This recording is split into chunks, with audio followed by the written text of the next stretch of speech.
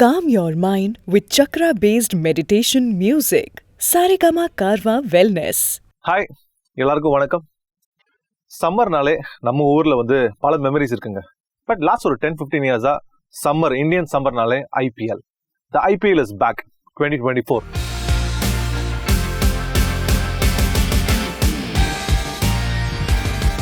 இந்த ஐபிஎல் பார்க்காத ஆளுங்களே இருக்க முடியாதுன்னு சொல்லாங்க. அதாவது இன்ஃபேக்ட் இந்தியன் கிரிக்கெட்டை ஃபாலோ பண்ணுறவங்கள விட ஐபிஎல் பார்க்குறவங்க இன்னும் ஜாஸ்தி நம்ம கான்ஃபிடென்ட்டாக சொல்ல முடியும். அப்படியாப்பட்ட ஒரு கிரேஸ் ஐபிஎலுக்கு. இந்த ஐபிஎல் நம்ம எல்லார் வீட்லையும் ஒரு அங்கமாகவே மாறி போச்சு. அந்த 2-3 மாசம்னா எல்லார் வீட்லையும் குழந்தைங்கலேருந்து பெரியவங்க, யங்ஸ்டர்ஸ் எல்லாருமே, லேடிஸ், ஜென்ஸ் ஃபுல்லாக ஐபிஎல்லாம் பார்ப்பாங்க. அப்படி ஒரு ஃபேன் ஃபாலோயிங் ஒவ்வொரு டீமுக்கும்.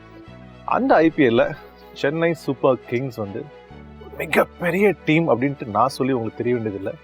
உலகம் ஃபுல்லாக ஃபேன்ஸ் இருக்கிற வெரி ஃபியூ ஃப்ரான்ச்சைஸியில் சென்னை சூப்பர் கிங்ஸ் மிகப்பெரிய ஃபேன் பேஸ்ங்க. Extraordinary fan base.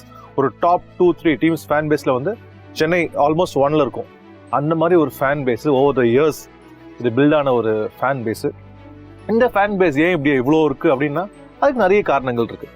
அஃப்கோர்ஸ் இந்த டீமோட சக்ஸஸ் ஓவர் த இயர்ஸ், இந்த டீமோட ஜேர்னி, 5 ட்ராஃபி அடித்தது, அதுக்கப்புறம் இந்த டீமோட கல்ச்சர், இந்த டீமே ஒரு ஃபேமிலி மாதிரி விளையாடுற ஒரு டீம். அண்ட் மெயினாக கேப்டன் MS தோனி.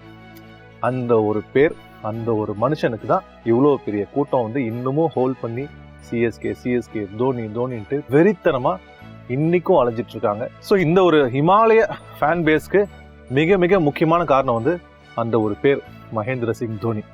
இப்போ ஏன்டா இதெல்லாம் சொல்லிட்டு இருக்கேனா அப்படின்னு நீங்கள் நினைக்கலாம். என்னன்னா, இப்படியாப்பட்ட ஒரு லாயல் ஃபேன்ஸ் தான். எந்த அளவுக்கு லாயல்னா, என்ன வேணா பண்ணுவோம் இந்த டீமுக்காக. ஃபேஸ்புக்லேயோ ஒரு ஆர்குமெண்ட்ல கூட ஜெயிக்கணும், இந்த டீம் நான் கைவிட மாட்டேன்ட்டு அப்படி ஒரு லாயல் ஃபேன்ஸ், லட்சக்கணக்கான ஃபேன்ஸ் இந்த டீமுக்கு இருக்காங்க. நம்ம டீம் சிஎஸ்கேக்கு. நானே ஒரு மிகப்பெரிய CSK fan, Dhoni fan especially. இப்போ என்ன இஷ்யூனா, இந்த கிரேட் ஃப்ரான்ச்சைஸியான சிஎஸ்கே டீம் மேலே ஒரு கம்ப்ளைண்ட், ஒரு புகார் எழுந்திருக்கு. அது என்னன்னு பார்த்தீங்கன்னா, லாஸ்ட் இயரே இந்த கம்ப்ளைண்ட் வந்தது. இந்த இயர் அதை சால்வ் பண்ணுவாங்கன்னு பார்த்தாங்க. இல்லை, இந்த இயர் சால்வ் ஆகலை. இன்னும் இன்ஃபேக்ட் கொஞ்சம் ஜாஸ்தியாக இருக்குன்னு சொல்லலாம். என்னன்னா, டிக்கெட் சேல்ஸ். பப்ளிக்கு இந்த டீமை இவ்வளோ தூரம் கொண்டு மிகப்பெரிய இடத்துல உட்கார வைக்க ஒரு முக்கியமான காரணமாக இருக்கிற இந்த நார்மல் பப்ளிக்கு இந்த மேட்சை நேரில் போய் பார்க்கறதுக்கு டிக்கெட் கிடைக்க மாட்டேங்குது. எவ்வளோ காசு கொடுத்தாலும் டிக்கெட் கிடைக்க மாட்டேங்குது அப்படின்றது தான் ஒரு பெரிய கம்ப்ளைண்ட்டு. இதோட சப்ளாட் என்னன்னா, பிளாக் மார்க்கெட்டில் அந்த ரேட்டோட விலை 5 மடங்கு 10 மடங்கு ஜாஸ்தியாக விற்கிறாங்க. இதுக்கு ஒரு சொல்யூஷனே இல்லையா? நான் இவ்வளோ ஏமாற்றப்படுறேன், ஒன்றும் டிக்கெட்டே கிடைக்க மாட்டேங்குது, இல்லை கிடச்சிதுன்னா 10 மடங்கு ஜாஸ்தியாக விற்று எங்களை ஏமாத்துறாங்க அப்படின்ட்டு the fans are feeling victimised, the fans are feeling betrayed. இதான் இப்போ மிகப்பெரிய பிரச்சனையாக இருக்குது. இது போன வருஷமும் நடந்தது, இன்னும் சால்வ் ஆகலை. சிஎஸ்கே டீம் மேனேஜ்மெண்ட் சைடில் என்ன சொல்கிறாங்கன்னா, லாஸ்ட் டைமே இது ஒரு கம்ப்ளைண்ட்டாக அவங்க நாலேஜ் வரைக்கும் போயிட்டு அவங்க என்ன சொன்னாங்கன்னா, ஆமாம் அந்த இஷ்யூ இருக்குது, எங்களுக்கு புரியுது, சால்வ் பண்ண பார்க்குறோன்னு சொல்லிட்டு இந்த வருஷம் சால்வ் ஆகலை. அவங்க சைடில் அவங்க சொல்கிற கணக்கு என்ன சொல்கிறாங்க பார்த்தீங்கன்னா, நம்ம சேப்பாக் ஸ்டேடியம், அதாவது வேர்ல்டில் one of the most famous iconic cricket stadiums அதில் ஒன்று சேப்பாக் ஸ்டேடியம். நம்ம டெண்டுல்கர்லேருந்து ஆரம்பித்து தோனி எல்லா மிகப்பெரிய பிளேயர்ஸ்க்கு one of the favourite stadium Chepauk. ரொம்ப ஐகானிக், ஒரு மிகப்பெரிய ஹிஸ்ட்ரி இருக்கிற ஒரு stadium Chepauk stadium, MA Chidambaram stadium. அதான் நம்ம சிஎஸ்கேவோட டென், நம்மளோட கோட்டைன்னு சொல்லலாம். ஸோ அந்த நம்ம சிஎஸ்கே டீம் மேனேஜ்மெண்ட் நம்ம சேப்பாக் ஸ்டேடியம் பற்றி என்ன கணக்கு சொல்கிறாங்கன்னா, தோராயமாக 38,000 சீட் இருக்குங்க. அதில் அவங்க சொல்கிற கணக்கு என்னென்னா, கிட்டத்தட்ட 8,000 டிக்கெட் BCCI அண்ட் TNCA அந்த 2 கிரிக்கெட் போர்டுக்கு நாங்கள் கொடுத்தாகணும். அது ஒரு கோட்டா அது. ஸோ அது ஒரு 8,000 டிக்கெட் போயிடும். அது இல்லாமல் இங்கே தமிழ்நாட்டில் இருக்கிற அந்த கிளப் கிரிக்கெட் இருக்குல்ல, அந்த ஒவ்வொரு கிளப்புக்கு 25 டிக்கெட்டுன்ட்டு அதுவே கிட்டத்தட்ட அது ஒரு 5,000 டிக்கெட் வந்துடும். ஸோ 8,000 + 5,000 13,000 டிக்கெட் இங்கேயே போச்சு ஒவ்வொரு மேட்சுக்கும்.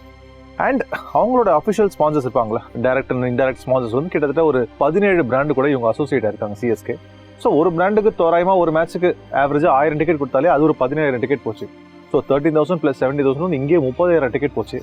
மிச்சம் இருக்கிற இந்த ஒரு 8,000 டிக்கெட் தான் பப்ளிக்கு ஆன்லைன் சேல்ஸ்லையோ இல்லை டிக்கெட் கவுண்டர் சேல்ஸ்லையோ வருது. அண்ட் இந்த வருஷம் டிக்கெட் கவுண்டர் சேல்ஸும் இல்லைன்ட்டாங்க, எல்லாமே ஆன்லைன் அப்படின்ட்டாங்க.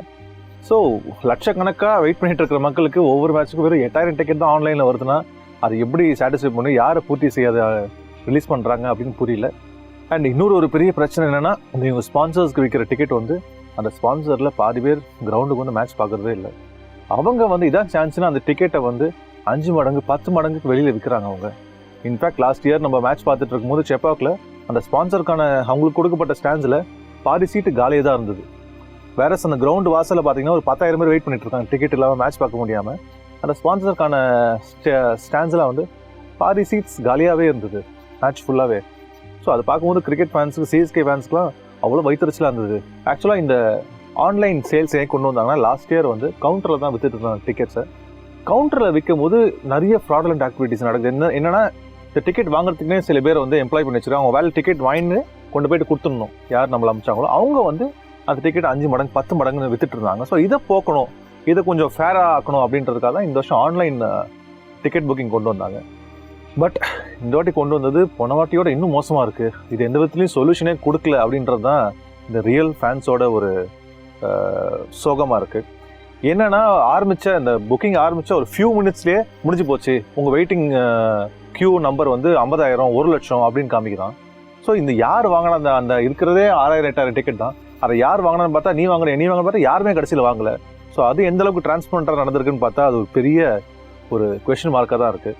ஸோ இதுக்கு என்ன தான் சொல்யூஷன், தயவு செஞ்சு எங்களுக்கு ஒரு சொல்யூஷன் கொடுங்க அப்படின்ட்டு இந்த சிஎஸ்கே ஃபேன்ஸ் வந்து எந்த பக்கம் முறையிடுறதுன்னு தெரியாமல் பாவம் நடு ரோட்டில் நிற்கிறாங்க. டிக்கெட் ரேட்ஸும் பார்த்தீங்கன்னா மற்ற கிரவுண்டு கம்பேர் பண்ணும்போது பேசிக் ரேட் வந்து சேப்பாக்கில் ஹையாக தாங்க இருக்குது கம்பேர்ட் டு அதர் கிரவுண்ட்ஸ். நான் போய் பார்த்துட்டு இருந்தேன், அந்த வெப்சைட்ஸ்லாம் பார்த்துட்டு இருக்கும்போது மற்ற கிரவுண்ட்ஸோட ஸ்டார்டிங் ரேட் வந்து 500 700 1000 ஆர் மேக்ஸிமம் 1500 இருக்குது ஸ்டார்டிங் ப்ரைஸ். வேற சேப்பாக்கில் ஸ்டார்டிங் ப்ரைஸே 1700 அண்ட் ஹையஸ்ட் வந்து 7000 7500 வரைக்கும் போகுது.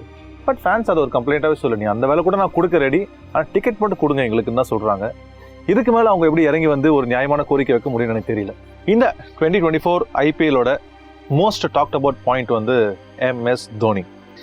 இதுதான் தோனியோட கடைசி வருஷமா அப்படின்றது தான் ஒரு மிகப்பெரிய கேள்வி. அண்ட் அந்த கேள்விக்கு இன்டெரக்டாக பதில் சொல்கிற மாதிரி அவரும் வந்து ஒரு விஷயம் பண்ணியிருக்காரு. லாங் ஹேர் வளர்த்து இந்த வாட்டி வந்திருக்காரு. அது என்ன சம்மந்தம்னா, அவர் ஃபர்ஸ்ட் இந்தியன் கிரிக்கெட்டுக்கு உள்ளே வரும்போது ஒரு லாங் ஹேரோட தான் வந்தார். எல்லாரோட அட்ராக்ஷனே அவர் கேப்சர் பண்ணதே அந்த லாங் ஹேர் பையன், இப்போ ஒருத்த முடி வச்சு வந்திருக்கான் அப்படின்ட்டு. அதுக்கப்புறம் முடி கட் பண்ணிட்டாரு. 20 இயர்ஸ் கழிச்சு இப்போ 2024 திருப்பி லாங் ஹேர் வளர்த்து வந்திருக்காரு. அதை அவரோட ஃபேன்ஸ் எல்லாருமே இன்க்ளூடிங் நான் எப்படி பார்க்குறோன்னா, எப்படி ஆரம்பிச்சாரோ அப்படியே முடிக்க போறாரு. அந்த ஒரு சிம்பாலிக் டச்சுக்காக தான் லாங் ஹேர்ல வந்திருக்காருன்ட்டு எடுத்துக்க வேண்டியதாக இருக்குது. ஸோ அந்த ஆங்கிளில் பார்க்கும்போது சோகமாக இருக்குது. I hope this is not his last year. ஏன்னா அவர் எவ்வளோ ஆனாலும் நம்ம பார்க்க ரெடிங்க சிஎஸ்கேல. பட் அதுக்குன்னு ரொம்ப வருஷம் ஆட முடியாது ப்ராக்டிக்கலாக, எனக்கு அதுவும் புரியுது.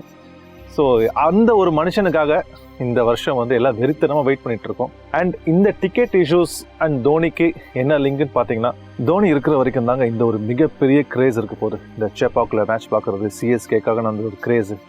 ஒன்ஸ் தோனி ரிட்டையர்ஸ் இந்த அளவுக்கு கிரேஸ் டிக்கெட் சேல்ஸ்க்கு, டிக்கெட் வாங்குறதுக்கு இருக்குமான்னு பார்த்தா எனக்கு தெரியல.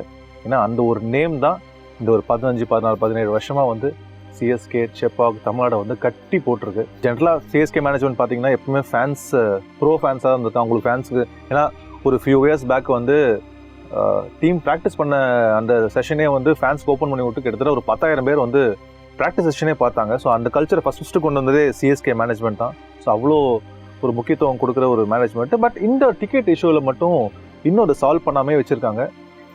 எனக்கு அவங்களோட ரிக்வெஸ்ட்லாம் என்னென்னா, தயவு செஞ்சு இதை உடனே சால்வ் பண்ணுங்கள். ஏன்னா ஃபேன்ஸ் தான் ரொம்ப ரொம்ப முக்கியம். உங்களுக்கே தெரியும், ஃபேன்ஸ் இல்லைனா இந்த ஃப்ரான்ச்சைஸியில் எந்த ஃப்ரான்ச்சைஸியுமே கிடையாது உலகத்தில்.